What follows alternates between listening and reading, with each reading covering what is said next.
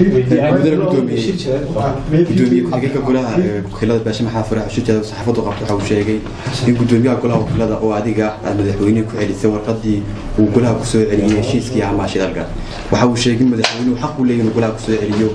سلام كان قدومي علمتها وكعليه مدحويني أنا كلا تشنين علمتها كذا ما حد كلا بسم الله الرحمن الرحيم صحافته والسلام يا شعب الخير سوماليلاند marka hore waxaan jeclaan u sheego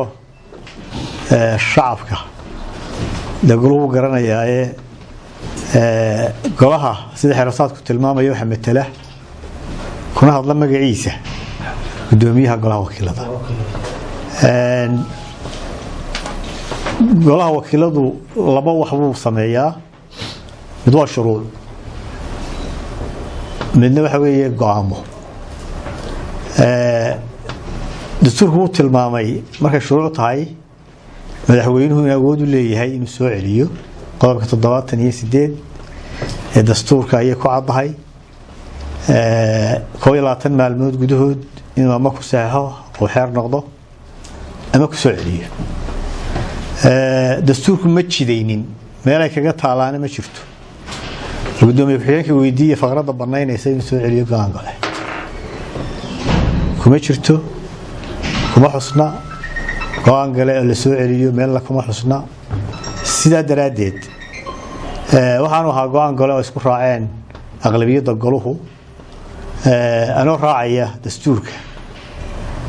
kuna hadlaya magaca golaha iyo go'aanka golahaba oo dastuurkana waafaqsan waxaan u celiyay tilmaamayna madaxweynaha in madaxweynuhu awood u leeyahay inuu soo celiyo mashruuc sharci أصير شيء أنا دستور كشدينين إنه قان قال سعريه ورقدوا الله بقى الله نحر كده ها متكاسو ها كلا بعدنا وها بريهم حني وصلنا ونقول سهنتي ذا قرنك يسيد الله معموله سيد الله بحيه قال كلا بعدنا وها إذا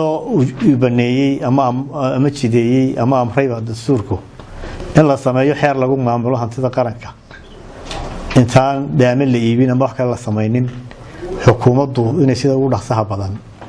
ay u soo samayso una soo gudbiso si looga baxo muramada badan ee ka jira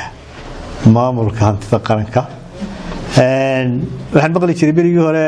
geela la kala dhici jiray marka geela la soo dhaco Soomaalidu nin wadaad lagu sheegi jiray u geen jireen waxay oran jireen xoolahan wax ka qaado annagana noo xalaale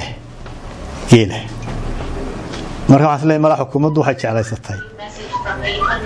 nin kursigan ku fadhiya oo waxay doonaysana oo xalaaleeya marka saaxiibadeen waxa leeyahay wadaadadaas noqonina geela soo dhacay cid soo dhacday xalaaleynaysa hadii ay ka dhigo